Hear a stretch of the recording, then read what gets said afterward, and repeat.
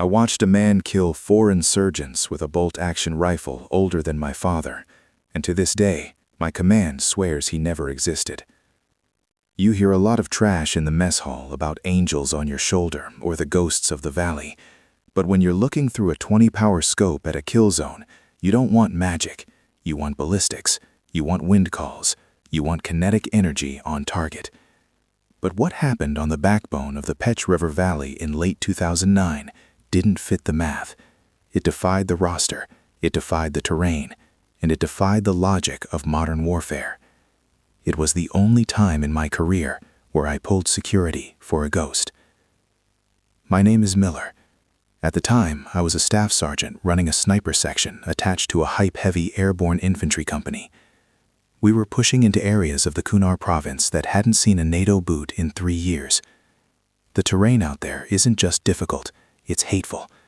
It's vertical, jagged rock that tears your boots apart, thin air that turns your lungs into burning trash bags, and a silence so deep you can hear the blood rushing in your own ears.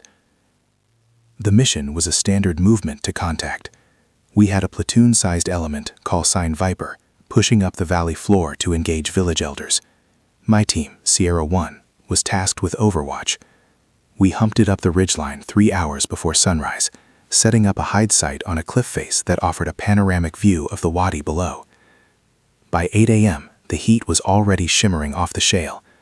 Through my spotting scope, I watched Viper platoon moving in a staggered column formation down in the valley. They looked like toy soldiers from up here.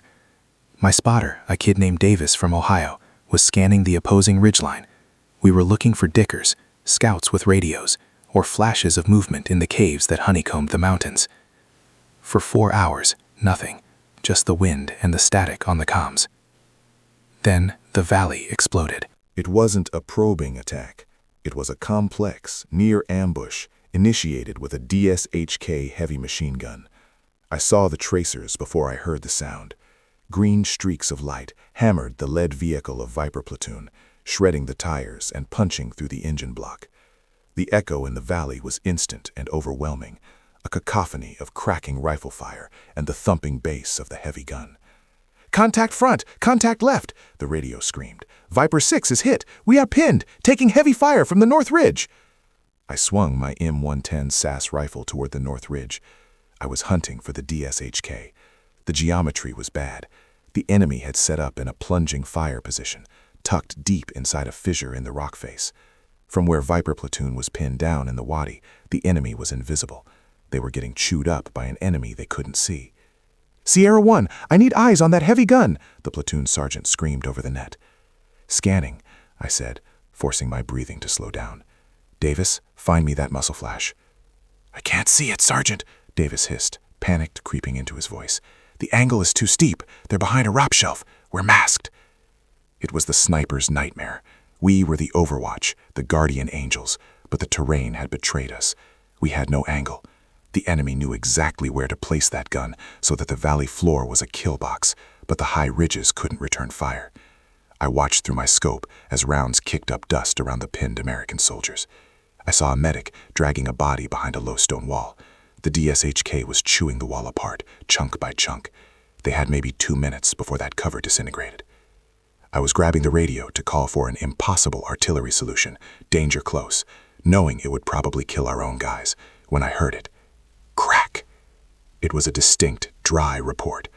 Not the sharp snap of an M4, and not the throaty chug of an AK-47. It was the heavy, singular boom of a large-caliber bolt-action rifle. Through my scope, I saw a pink mist erupt from the rock fissure where the enemy machine gun was hidden. The DSHK went silent. "Did you take that shot?" Davis asked, looking at me. "No," I said. "Did you?" "My safety is on, Sarge." We both scanned the mountains. The DSHK gunner was dead, slumped over his weapon, but his assistant gunner shoved the body aside and grabbed the butterfly triggers. The heavy gun roared to life again. Crack! The second shot echoed across the valley. The assistant gunner dropped. Clean. Instant. A headshot from a distance that had to be over 800 meters. "Where is that coming from?" I whispered. I pulled my eye away from the scope and looked higher, much higher. About 600 meters above our position, there was a jagged spire of rock, a place we had deemed inaccessible during mission planning. It was a goat trail nightmare, a vertical ascent that would require climbing gear. Through my spotting scope, I saw the flash. There was a man up there. He wasn't wearing body armor. He wasn't wearing a Kevlar helmet. He was wrapped in a brown wool patoo, the traditional Afghan blanket that blended perfectly with the stone. He was prone, lying in the dirt, wielding a rifle that looked like a musket compared to my suppressed semi-automatic. "Unknown shooter on the high spire," I called out to Davis. "Identify friend or foe." Davis slewed his optics. "I see him. He's engaging the enemy, Sarge. He just dropped the RPG gunner." I watched in disbelief. This lone figure, perched on the roof of the world, was working the bolt of his rifle with a rhythm that spoke of decades of practice. Shoot. Cycle. Reacquire. Shoot. He wasn't spraying and praying. He was conducting surgery. The enemy on the north ridge realized they were being flanked from above. They shifted their fire from the valley floor up toward the spire. I saw rock chips exploding around the lone rifleman. He didn't flinch. He didn't roll for cover. He just kept shooting. "He's taking heat," I said. "Davis, give me a wind call for the north ridge. We're going to help him." "Sarge, we don't know who that is. Rules of engagement. He just saved Viper 6. Give me the damn dope, Davis." "Wind is full value, left to right, 10 miles an hour. Range 850. I settled behind my scope. I couldn't see the enemy gunners deep in the fissure, but I could see the insurgents who were now breaking cover to scramble up the rocks and attack the stranger on the spire. I exhaled, finding the pause between heartbeats. I squeezed the trigger. My rifle bucked.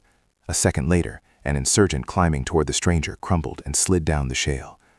The stranger on the spire paused. For a split second, I swear he looked down at my position. Then he went back to work. For the next 10 minutes, it was a duet. I have never experienced anything like it before or since. I was a highly trained U.S. Army sniper with a $20,000 weapon system and state-of-the-art optics. He was a local in sandals with a rifle that was likely scavenged from the Soviet war in the 80s. But we were synced.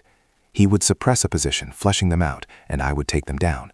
Or I would lay down rapid fire to keep their heads down, and he would thread a needle with a single impossible shot to end the threat.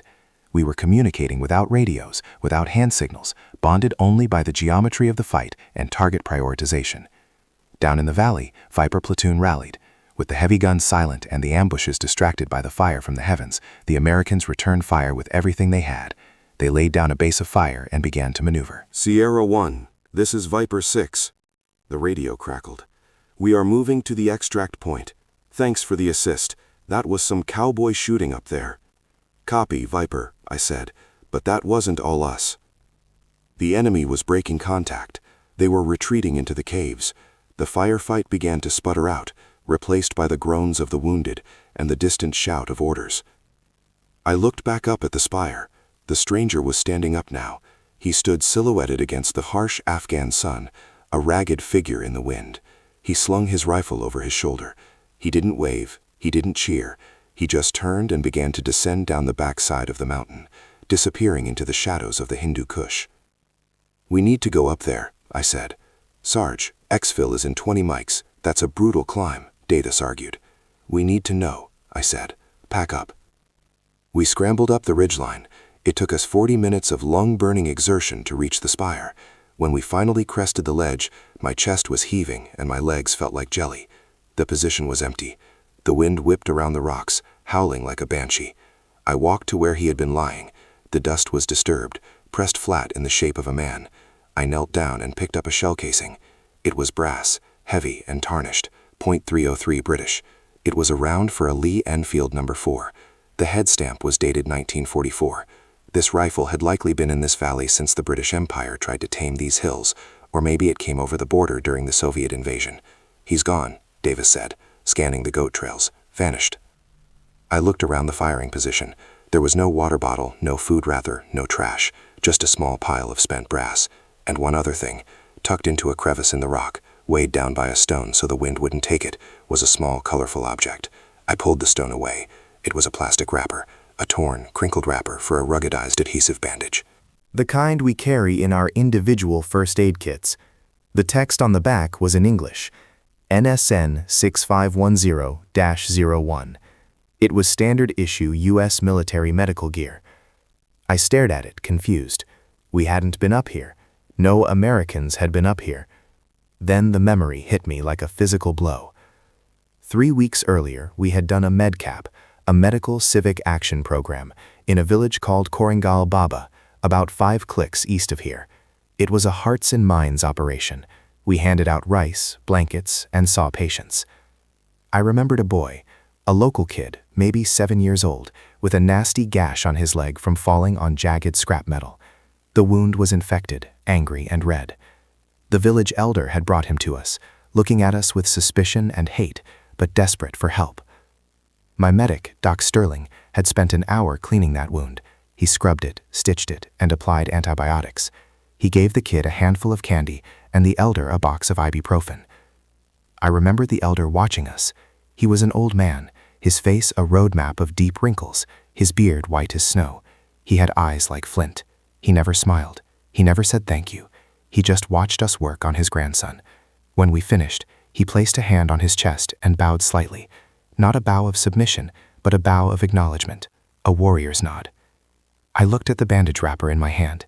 It was the same brand Doc Sterling used. The old man must have kept the wrapper, or maybe he had pilfered a few supplies. But as I stood on that ridge, holding that piece of trash, the equation finally balanced. In the Pashtun Wali Code, the ancient ethical code of the Pashtun people, there is a concept called Nanawatai, asylum, and Badal, justice, revenge. But there is also a profound sense of debt and honor. We had saved his bloodline. We had saved the boy. And today, when the Taliban, outsiders to this specific valley, interlopers just as much as we were, tried to slaughter the men who saved that boy, the old man decided the scales needed balancing. He didn't do it for America. He didn't do it for democracy. He did it because he owed us a life. "Sarge?" Davis asked. "What is it?" I put the brass casing in my pocket and let the wind take the bandage wrapper. It fluttered away over the edge, dancing down into the abyss. "Nothing," I said. "Just a debt paid." We radioed in that the position was clear. When we got back to base, the intel officers debriefed us for 3 hours. They wanted to know about the local asset on the ridge. They wanted a name. They wanted to put him on a payroll. They wanted to recruit him. I told them I didn't see a face. I told them I couldn't identify the weapon. I lied. Because you don't recruit a ghost. And you don't insult a man like that with money. He didn't fight for us. He fought for the balance of the universe. I still have that .303 casing on my desk. It sits next to my challenge coins and my medals. It reminds me that on the battlefield, the line between enemy and ally isn't always drawn by a flag. Sometimes it's drawn by a single act of mercy, echoing back at you from a ridgeline when you need it most. The mountains remember, and sometimes, if you're lucky, they pay you back.